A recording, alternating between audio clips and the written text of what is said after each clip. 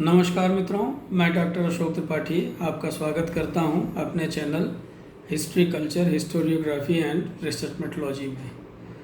दोस्तों, आज एक बहुत ही महत्वपूर्ण टॉपिक पे हम लोग चर्चा करेंगे, जियोग्राफिकल डिस्कवरीज़। जियोग्राफिकल डिस्कवरीज़ के बारे में इसलिए भी आपको बताना चाहता हूं कि आगे चल कर के मैं साम्राज्यवाद और उपनिवेशवाद वगैरह के ऊपर कुछ वीडियोस डालना चाहता हूं।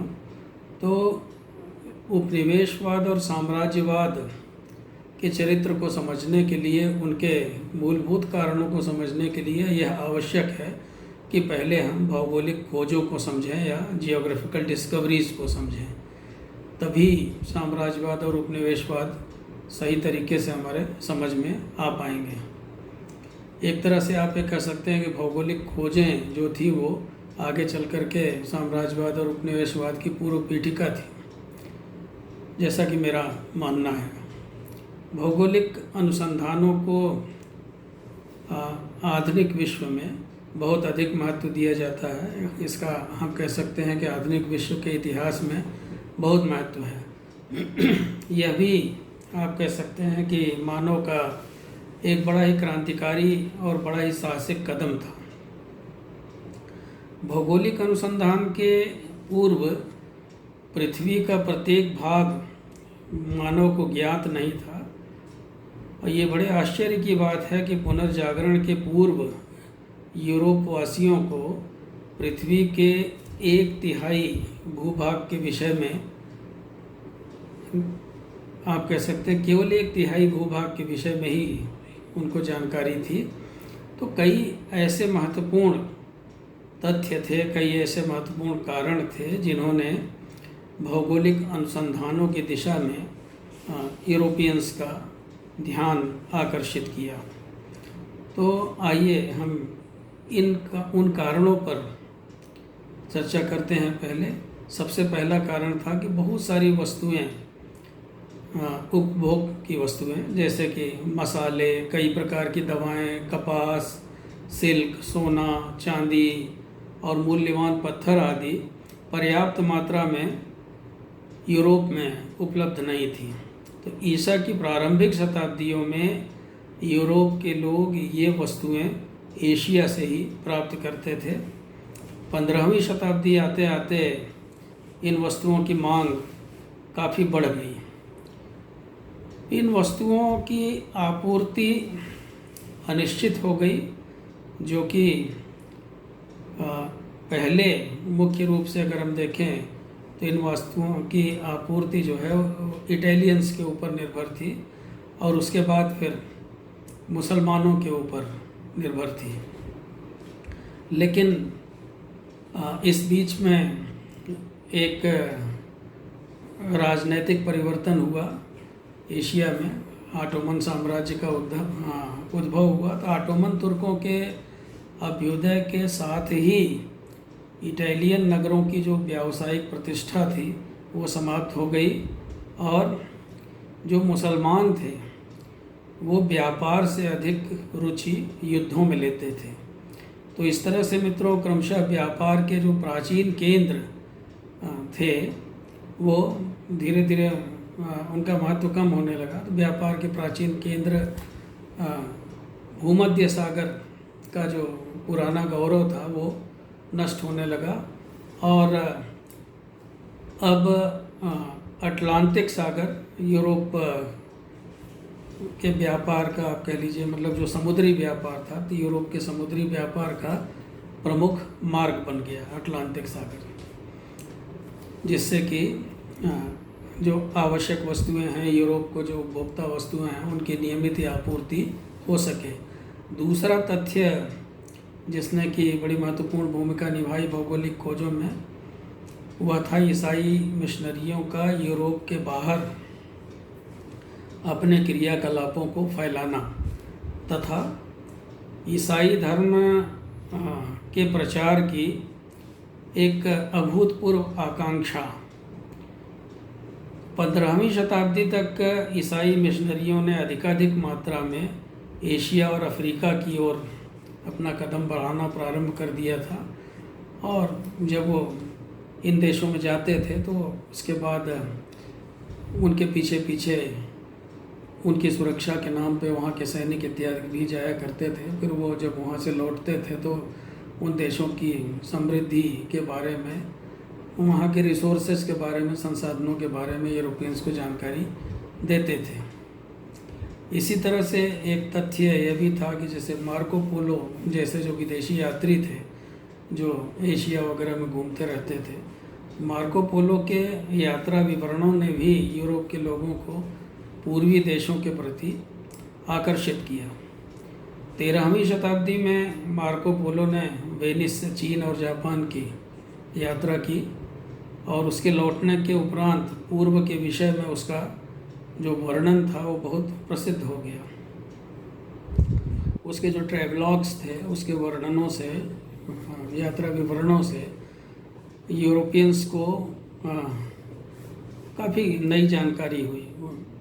यूरोपियन को चीन के धनी नगरों की जानकारी हुई, जापान के स्वर्ण स्तंभों की जानकारी हुई, बर्मा और थाईलैंड के जो पगोडाज थे, जो मेरू मंदिर थे, उनकी जानकारी हुई। इसी तरह से ईस्ट इंडीज़ और भारत के मसालों की जानकारी हुई और जो विलास की वस्तुएं थी उनकी जानकारी हुई। तो मार्को पोलो के यात्रा विवरण जो थे वो यूरोपीय देशों के लिए बड़े ज्ञानवर्धक सिद्ध हुए और साथ ही साथ यूरोप के लोगों को इन ट्रैवलॉग्स से एशियाई देशों के भूगोल के बारे में भी थोड़ी जानकारी प्राप्त हुई। इसके अलावा हम ये कह सकते हैं कि मध्ययुगीन यूरोप के लोगों का जो मत था वो यह था कि पृथ्वी चपटी है और अतः समुद्र से में अगर वो बहुत अधिक दूर तक जाएं तो उनको ये लगता था कि कहीं ऐसा ना हो कि हम कहीं खो जाएं, समुद्र में ही खो जाएं, कहीं अतल में विलीन हो जाएं। तो इस तरह का भय बना रहता था।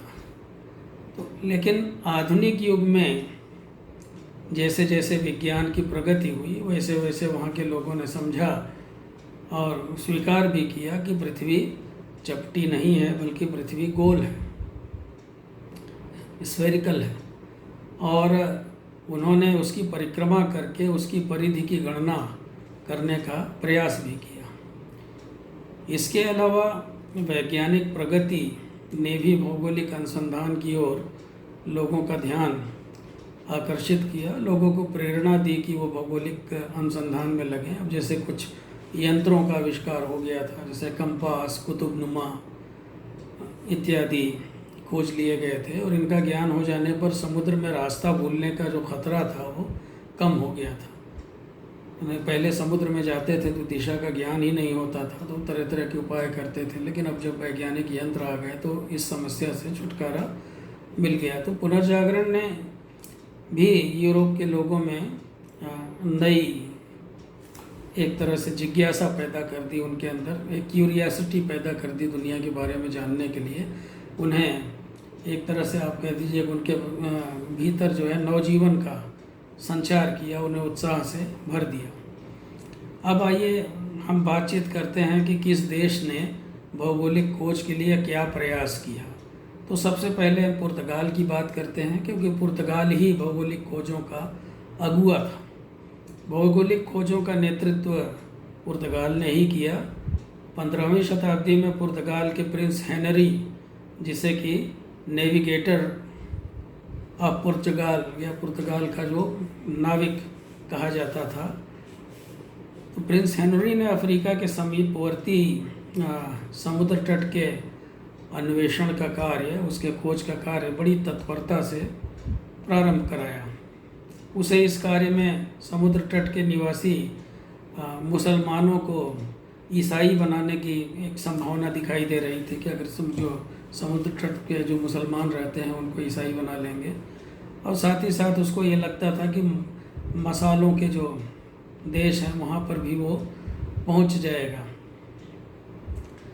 तो इन संभावनाओं के कारण जो है उसने अभियान भेजने शुरू किए समुद्र में। तो उसके द्वारा जो अभियान भेजे गए तो उसके द्वारा अभियानों के क्रम में हम कह सकते हैं कि अजोर और मडीरा जैसे द्वीपों का पता लगा। सन 1486 ईस्वी में बार्थोलोम्यू डियाज ने केप ऑफ गुड होप का पता लगाया। केप ऑफ गुड होप जिसे हम कि उत्तमाशा अंतरीप के नाम से भी जानते हैं, जिसका पता बार्थोलोम्यू डियाज ने लगाया। 1498 ईस्वी में वास्को डी गामा ने एक तरह से आप ये कहिए कि भारत आने का मार्ग खोजा। वास्को डी गामा की खोज के परिणाम स्वरूप अरबों और वेनिस के व्यापार को गहरा धक्का लगा, क्योंकि अभी तक इस पे उनका एकाधिकार था। और तो उन्होंने जब देखा कि अब उनके व्यापार का एकाधिकार नष्ट हो रहा है, तो उन्होंने पुर्तगाल का विरोध करना प्रारंभ किया। किंतु अब पुर्तगाल पूर्वी देशों से लाए गए मसाले, रेशम और ऐश आराम की वस्तुओं, लग्जरी गुड्स जिसे कहते हैं, वो यूरोप के बाज़ार में ले आकर के पुर्तगाल बेचने लगा, प्रस्तुत करने लगा। वहाँ पे व्यापारियों के साथ ही साथ मिशनरी भी गए और उन्होंने भारत में हम कहें तो गोवा में स्वयं को स्थापित किया। फ्रांसिस जेवियर ने भारत और जापान में बहुत प्रभावपूर्ण ढंग से अपने विचारों को प्रस्तुत किया और ईसाई धर्म का प्रचार प्रसार किया। बहुत सारे लोग जो थे वहाँ के, उन्होंने ईसाई धर्म अपना लिया। अब मित्रों, हम स्पेन की बात करें। इसी समय स्पेन ने भी इस क्षेत्र में यानी भौगोलिक खोजों के क्षेत्र में प्रवेश किया। स्पेन की ओर से यह कार्य जेनेवा निवासी क्रिस्टोफर कोलंबस ने किया। कोलंबस के नाम से आप सभी निश्चित रूप से परिचित होंगे। मार्को पोलो और अन्य भूगोलवेत्ताओं के अध्ययन ने कोलंबस को काफ़ी प्रेरणा दी और इस बात को स्पष्ट कर दिया कि पश्चिम की ओर जहाजरानी भेजने से पूर्व की ओर पहुंचा जा सकता है। तो स्पेन की साम्राज्ञी या महारानी से आज्ञा प्राप्त करके कोलंबस अनेक कठिनाइयों को सहता हुआ, अनेक कठिनाइयों का सामना करते हुए 1492 ईस्वी में बहामा द्वीप समूह पहुंच गया। यहाँ पहुंचने पर उसे यह भ्रम हो गया कि वह भारत पहुंच गया है, इसलिए उसने इन द्वीपों का नाम इंडीज़ रख दिया और यहाँ के निवासियों को इंडियन कहा। अपनी मृत्यु तक उसे यही विश्वास था कि उसने एशिया का मार्ग खोज लिया है और साथ ही साथ उसने एशिया की यात्रा कर ली है। बाद में पता लगा कि उसके द्वारा बिल्कुल ही अपरिचित द्वीप को खोज निकाला गया है और उस द्वीप का नाम बाद में एक इटालियन अन्वेषक एमरिगो के नाम पर अमेरिका रखा गया, लगभग 1500 ईस्वी में। एक अन्य पुर्तगाली मैगेलन ने भी स्पेन की ओर से नवीन देशों के खोज के कार्य को और आगे बढ़ाया। 1519 ईस्वी में मैगेलन फिलीपाइंस द्वीप समूह पहुंच गया। उसने अपनी यात्रा दक्षिण अमेरिका के किनारे किनारे दक्षिण दिशा की ओर चलकर प्रारंभ की। मैगेलन स्पेनी साम्राज्य में फिलीपाइंस को मिलाना चाहता था, जिससे कि फिलीपाइंस के निवासी उससे काफ़ी क्रुद्ध हो गए, उससे काफ़ी नाराज़ हो गए और उन्होंने उसकी हत्या कर दी। किंतु उसके साथियों ने केप ऑफ गुड होप या उत्तमाशा अंतरिप होकर पृथ्वी की परिक्रमा की, जो कि ऐसा कहा जाता है इतिहासकारों द्वारा कि पृथ्वी की पहली परिक्रमा थी। 1575 ईस्वी से 1580 ईस्वी के बीच इंग्लैंड के सर फ्रांसिस ड्रेक ने भी पृथ्वी की परिक्रमा की थी। तो पुर्तगाल और स्पेन के नाविकों के अन्वेषण ने अन्य यूरोपीय देशों को भी इस दिशा में प्रेरित किया। अब उदाहरण के लिए आप ले लें जॉन केबाट, जो कि एक इटालियन नाविक था। उसने इंग्लैंड की ओर से ब्रिटान द्वीप का पता लगाया। अब जैसे केबा, लेब्राडोर और न्यू फाउंडलैंड का पता लगाते हुए वह उत्तरी अमेरिका पहुंच गया। तो इस तरह से जॉन केबार्ट ने काफ़ी जगहों का पता लगाया। 1500 ईस्वी में केब्राल के नेतृत्व में एक पुर्तगाली जहाजी बेड़ा दक्षिण अमेरिका में पहुंचा और उस स्थान का नाम ब्राज़ील रखा गया। तो इस प्रकार से हम कह सकते हैं कि बहुत सारे लोगों ने जो है वो इस क्षेत्र में कदम रखा। फ्रांस जो था, फ्रांस ने भी अपने नाविक भेजे। फ्रांस ने भी जो है अपने नाविकों से कुछ स्थानों का पता लगाया। उसने जो है कुछ नए नगरों को बसाया अमेरिका वगैरह में, जैसे कि उत्तरी कैरोलिना, न्यूयॉर्क और मॉन्ट्रियल इत्यादि। और कुछ अन्य हम ये कह सकते हैं कि फ्रांसीसी जो नाविक थे उन्होंने भी इस दिशा में काफ़ी काम किया और नए नए जगहों का पता लगाया। तो इस तरह से हम ये देखते हैं कि Columbus, Vasco D gamma, Magellan आदि जो थे वो सब महान नाविक थे जिन्होंने आधुनिक अंतरिक्ष यात्रियों से भी अधिक खतरों का सामना करते हुए विश्व के अनेक अनजान भागों को खोज निकाला और उनसे न केवल यूरोप वासियों को बल्कि हम कह सकते हैं विश्व के अन्य लोगों को भी उनसे परिचित कराया। संपूर्ण विश्व के लोगों को उनसे परिचित कराया। तो मित्रों, ये तो हमने चर्चा की कि भौगोलिक खोज जो थे वो क्यों कराए गए, उनके पीछे क्या कारण थे। साथ ही साथ हमने किन देशों ने और किन महान नाविकों ने इन भौगोलिक खोजों में हिस्सा लिया उसके ऊपर चर्चा की। आइए अब हम चर्चा करते हैं भौगोलिक खोजों के परिणाम और महत्व के ऊपर।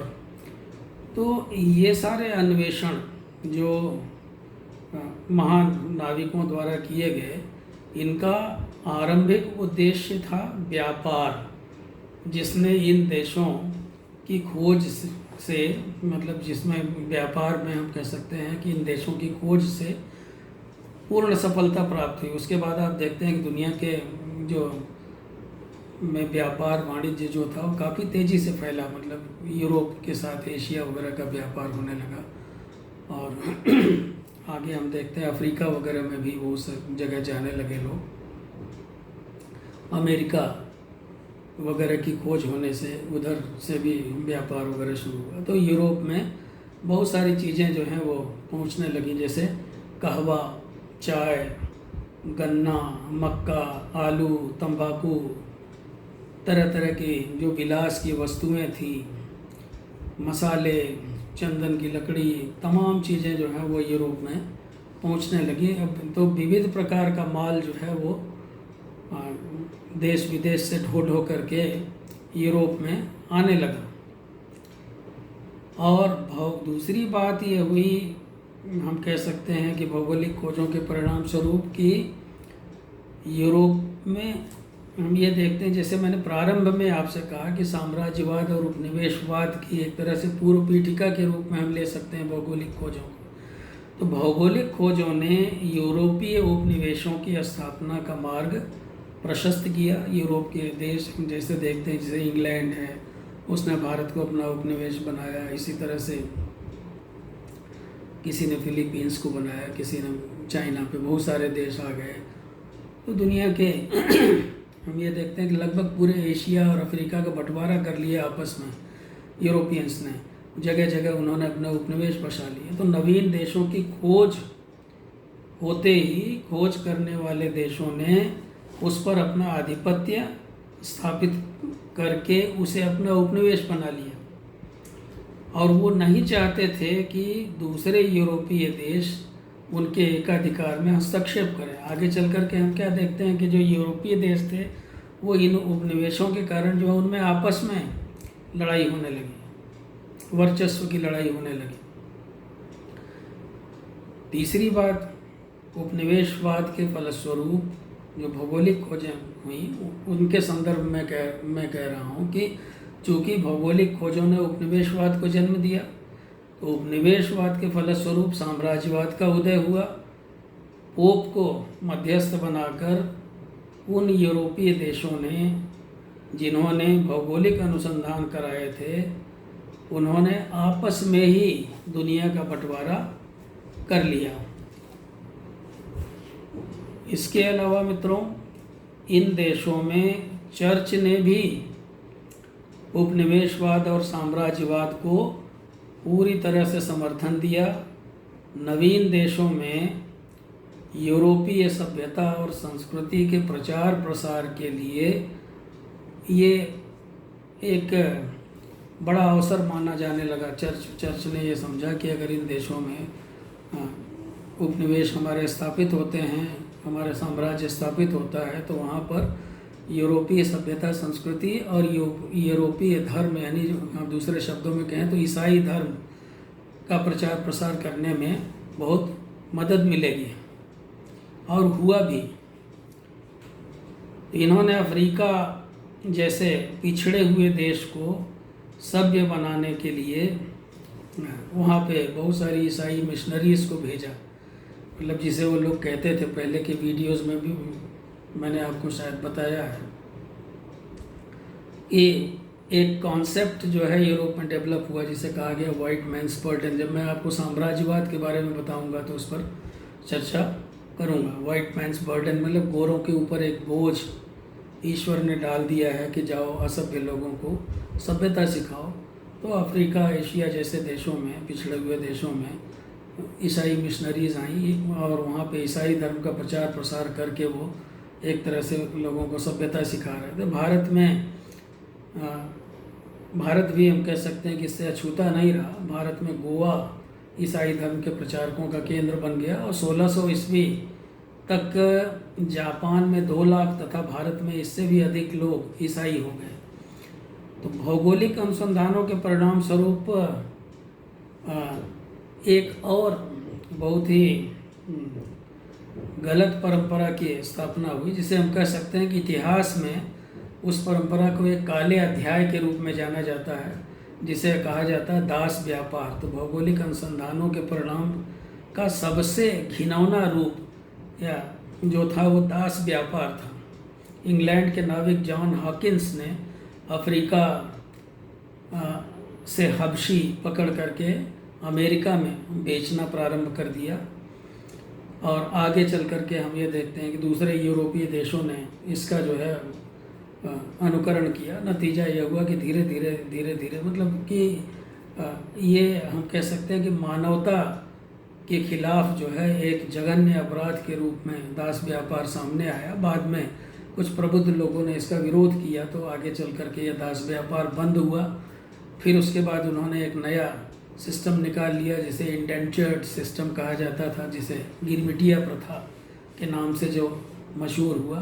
तो वो भी दास व्यापार का ही दूसरा रूप था। उसमें भी दूसरे देशों से वो जिन द्वीपों पर उन्होंने कब्जा किया हुआ था वहाँ पर काम कराने के लिए लोगों को एग्रीमेंट करके ले जाते थे 5 साल के लिए, और वहाँ तरह तरह की यातनाएं दे करके उनसे प्लांटेशन वगैरह का काम करवाते थे।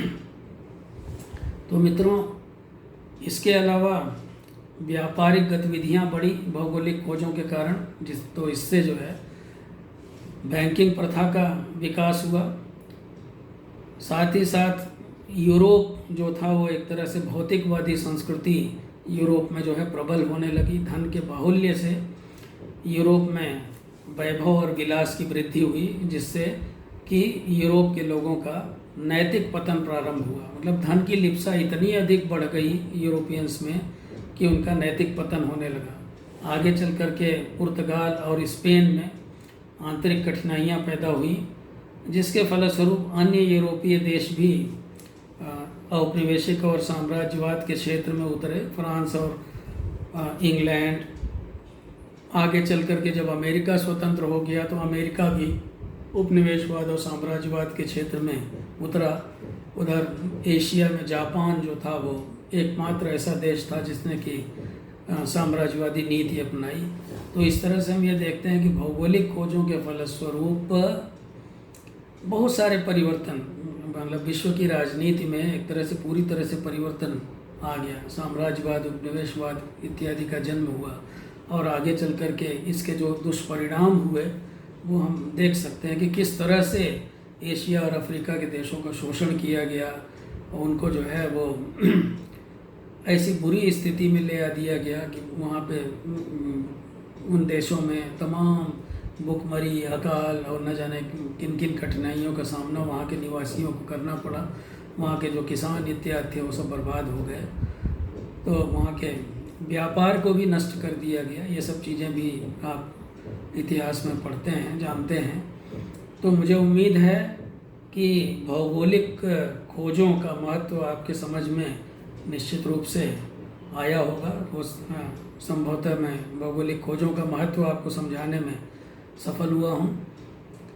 तो यदि आपको यह वीडियो अच्छा लगा हो तो आप मेरे चैनल को लाइक करें और सब्सक्राइब करें, साथ ही साथ अपने कमेंट भी अवश्य करें। और अगर आपको कोई नए वीडियो की ज़रूरत हो तो आप उसके बारे में भी कमेंट बॉक्स में लिखें, जिससे मैं नए वीडियोस बना के डालता रहूं। सब्सक्राइब अवश्य करें चैनल को। बहुत बहुत धन्यवाद। नमस्कार।